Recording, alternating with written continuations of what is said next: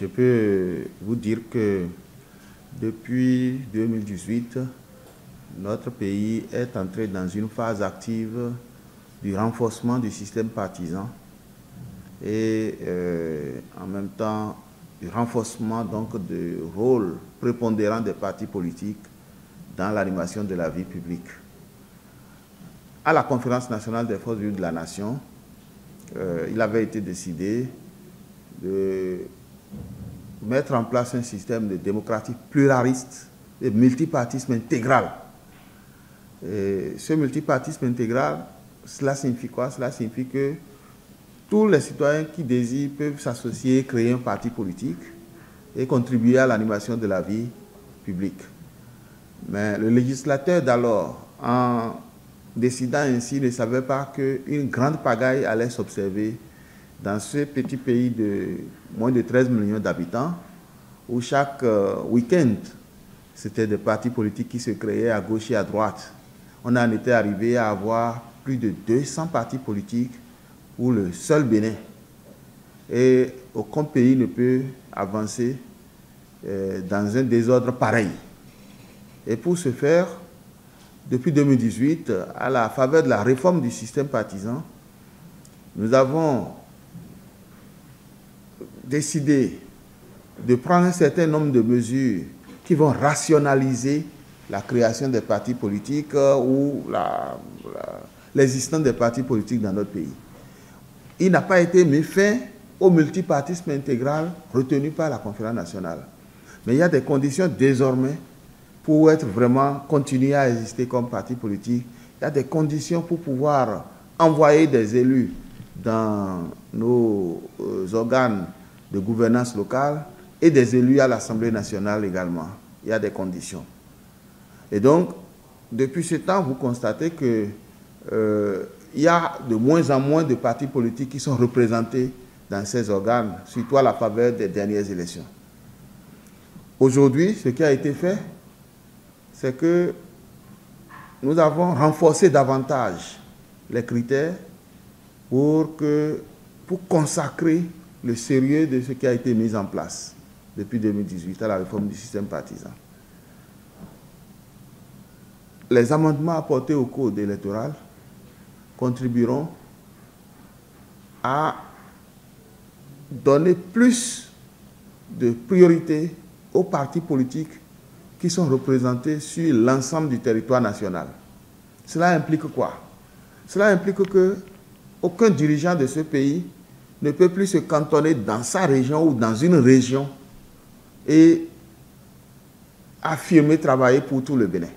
Un président de la République, par exemple, ne peut pas rester dans son fief et agir, travailler seulement pour des régions qu'il considère comme étant les régions qui lui apportent le plus de voix et espérer pouvoir gouverner ce pays simplement parce qu'il faut 20% aux élections législatives.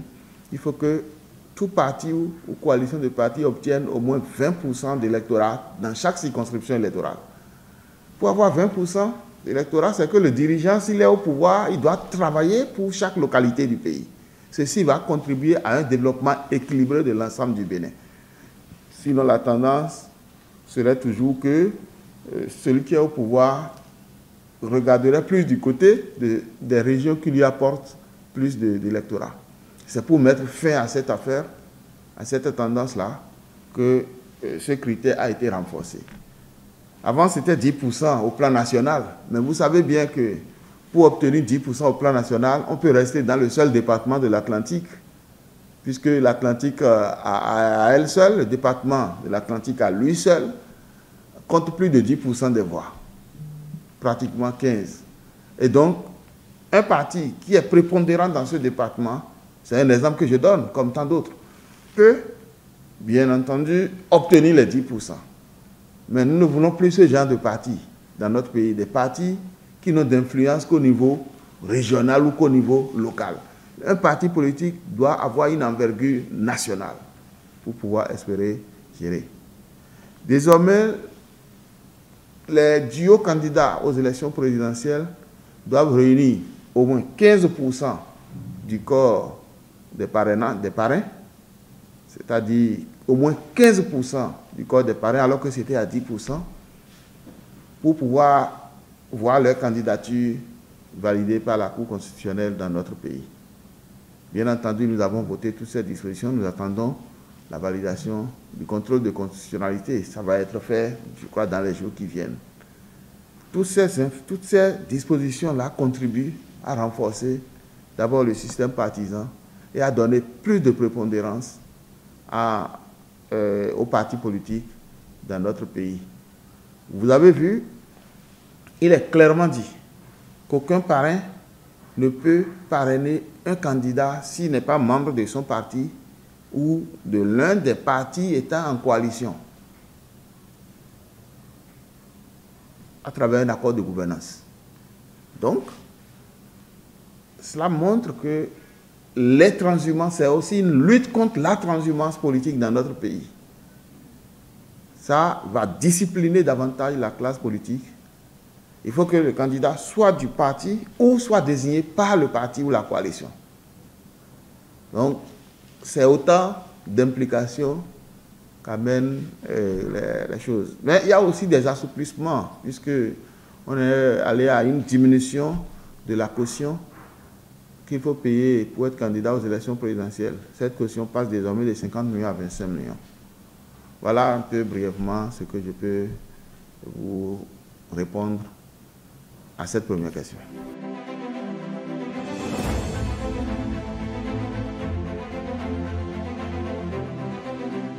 Je dois vous dire qu'à l'Assemblée nationale, une proposition de loi ou un projet de loi peut entrer en boubou et sortir en haillon. Tout comme elle peut ou il peut entrer en haillon et sortir en boubou, en agbada. C'est ce que nous avons l'habitude de dire. Lorsque le député envoie une proposition de loi ou le gouvernement envoie un projet de loi, il appartient à la représentation nationale d'étudier le texte, de l'amender, et le texte peut changer intégralement. On peut ne retrouver aucun mot du texte original dans le texte final qui est voté. C'est toujours ce que nous avons fait. Parce que vous savez que l'amendement du code, la modification du code a été l'objet de beaucoup de débats. Moi, la proposition que j'ai envoyée et qui demandait que ce soit les élus de 2026 qui parrainent les duos candidats en 2026 était fondée sur le point de vue de mon parti politique, l'Union progressiste Le Renouveau, et de mon groupe parlementaire. Mais nous ne sommes pas les seuls dans le pays. Et nous ne sommes pas le seul groupe parlementaire à l'Assemblée nationale. Il y a le Bloc républicain, il y a un groupe parlementaire, et il y a les démocrates qui ont aussi un groupe parlementaire.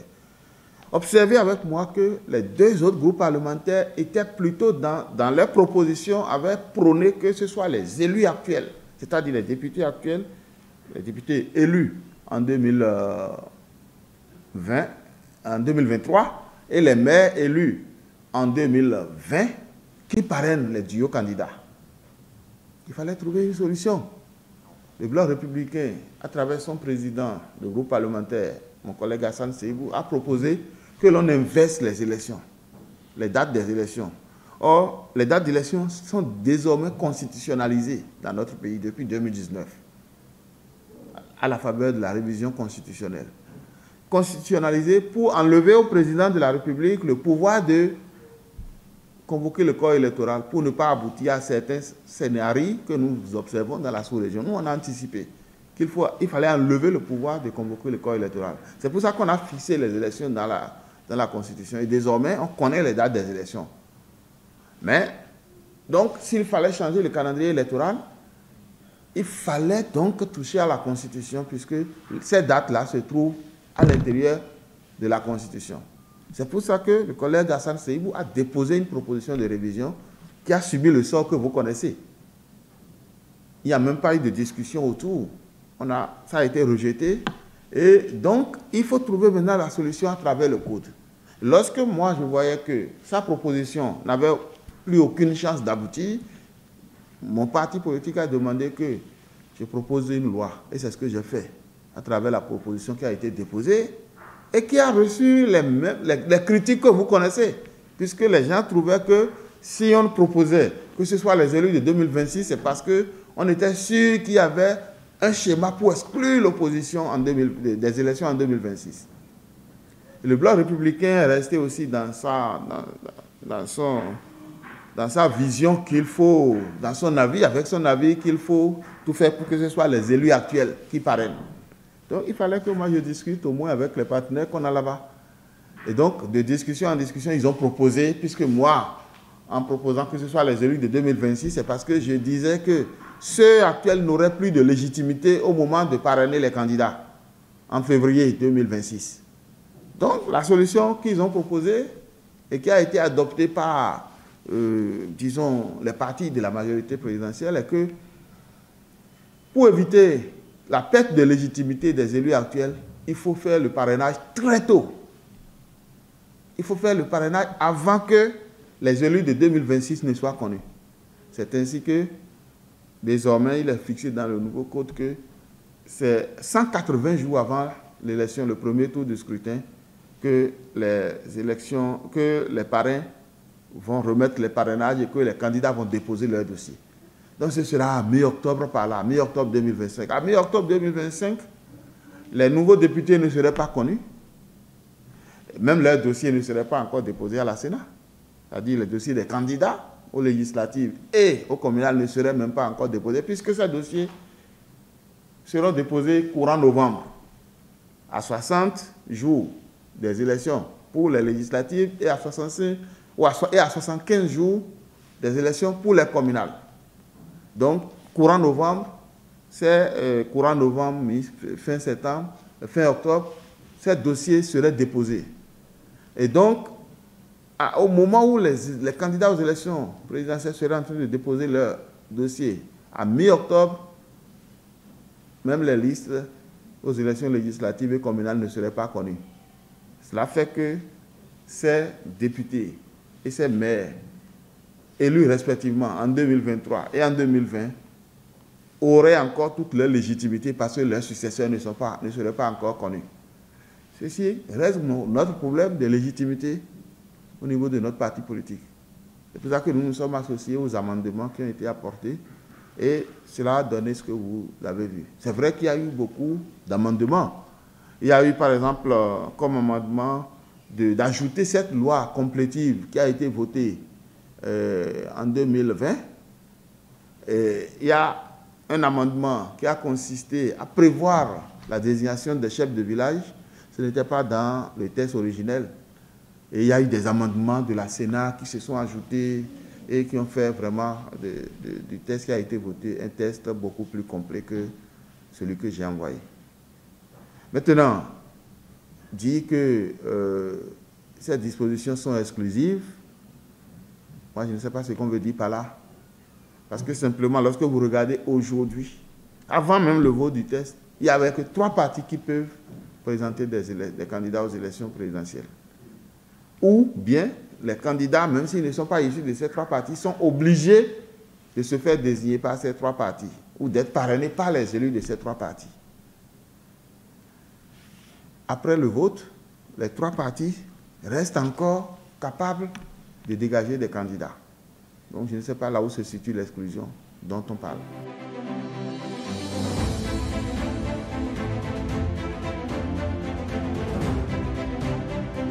Parlant des petits partis, les partis qui ne sont pas encore d'envergure nationale dans notre pays, ils ne sont pas condamnés. Ils ne sont pas du tout condamnés à disparaître. Là, dans la charte des partis politiques, il faut participer successivement aux élections. Lorsqu'un parti ne participe pas successivement à 2 élections, le parti là, légalement, n'existera plus. Le parti peut être effacé de l'échiquier politique. Maintenant, on n'a pas interdit la création des partis. Même là où on est, quelqu'un peut se lever le samedi prochain et créer son parti politique avec ses amis, avec ceux avec qui il s'entend. S'ils arrivent à remplir les conditions du nombre de dossiers par commune, ils vont déposer leur dossier au ministère de l'Intérieur, ils seront autorisés. Leur parti va exister légalement. Mais pour que cette parti puisse avoir droit de cité ici au Bénin désormais, c'est qu'il faut qu'ils obtiennent des élus au plan national, c'est-à-dire des députés, Et pour ce faire, il faut avoir 20% dans chaque circonscription et des élus dans nos communes. Sinon, en réalité, ce seront des partis de non. Maintenant, lorsqu'un parti constate qu'il n'a pas la capacité de faire ça, c'est simplement de s'associer à d'autres partis existants qui sont plus grands pour pouvoir continuer à faire exister au moins leur tendance. Quelle est la différence avec les anciennes alliances que vous avez pourtant bannies? Non, ce n'est pas des alliances. Actuellement, c'est des partis politiques. Donc, lorsque vous venez, lorsque un parti voit qu'il ne peut plus continuer, il est dissous dans un autre parti. Ce n'est pas qu'il vient en alliance avec ce parti. Vous avez vu à un moment donné, le PRD a fait l'option de se fusionner avec l'Union progressiste, qui est devenue maintenant l'Union progressiste, le renouveau. Donc voilà un peu ce qui est conseillé à ces partis si ils n'arrivent pas à réunir les conditions pour pouvoir enlever des sièges au plan national. Et vous avez dit que est-ce que c'est parce que les élus portent un candidat que les populations les portent? Oui, bien sûr, je peux vous dire oui, parce que l'article 4 de notre Constitution dit que le peuple béninois exerce sa souveraineté par ses représentants élus et par voie de référendum. Ça veut dire que ce que les élus se réunissent pour décider, le peuple, on considère que c'est le peuple qui l'a décidé. Parce qu'on ne peut pas réunir tout le peuple béninois dans une salle et demander est-ce que vous voulez telle chose. C'est pour ça que le peuple se dote de représentants. Vous avez donné l'exemple du président Patrice Talon, et moi je donne l'exemple de tous les autres présidents que le Bénin a connus depuis la conférence nationale. Aucun d'eux n'était porté réellement par des élus avant leur première élection. Aucun d'eux n'avait de parti politique. Mais ils viennent comme des messies au pouvoir. On dit oui, les difficultés que nous avons dans le pays, c'est telle personne qui peut nous les résoudre. Et puis, les messies descendent comme ça et prennent le pouvoir. Et c'est ce à quoi nous voulons mettre fin, parce que la politique, c'est une activité professionnelle aussi. N'importe qui ne doit pas sauter de n'importe où pour toujours chercher à gouverner les autres. Et c'est pour donner, comme je vous l'ai dit, donc, la prépondérance aux partis politiques qui connaissent le pays, qui travaillent, c'est leur boulot, et désormais, l'État finance les partis politiques. Si c'est fait, c'est pour donner donner les moyens aux partis de pouvoir gouverner et non continuer à permettre, à laisser le jeu ouvert. Et aujourd'hui, en contrôlant, en demandant que les gens ne puissent parrainer que les candidats de leur parti, c'est pour éviter aussi la transhumance, je vous l'ai dit. C'est pour éviter aussi que des personnes viennent user de corruption pour obtenir les parrainages. Parce qu'avec de l'argent, on peut acheter beaucoup de choses, vous savez. Et il est de notre devoir, nous, législateurs, de prendre les dispositions pour lutter contre la corruption dans ce domaine-là aussi.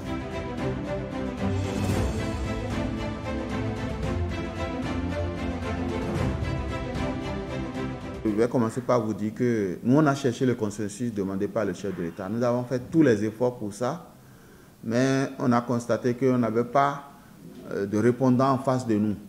On n'a pas de répondants. Les amis d'en face ont plutôt fait le débat ailleurs qu'avec nous. Ils ont fait le débat surtout. On a vu sur les réseaux sociaux, dans la rue, à travers les grognes et tout le reste, au lieu que ce soit nous, acteurs politiques, qui nous asseyions pour chercher le consensus. Et donc, le consensus rompu n'a pas été de notre fait. Et lorsqu'il n'y a pas de consensus, en démocratie, c'est la majorité qui l'emporte. Et donc, la majorité a fait l'essentiel du travail. Mais attention, la loi telle que vous voyez, il y a beaucoup de contributions des démocrates qui se trouvent à l'intérieur. Parce que je vous ai dit tout à l'heure qu'on a divisé la caution pour aller au présidentiel par deux. C'est sur proposition des démocrates. Et à travers leurs propositions de loi que nous avons pioché ça. Et d'autres corrections qu'il y a eu au niveau du dispositif électoral viennent du test proposé par les démocrates. Et donc, ceci dit, vous avez demandé s'il ne faille pas aller maintenant vers le peuple pour expliquer. C'est ce qu'on est en train de faire.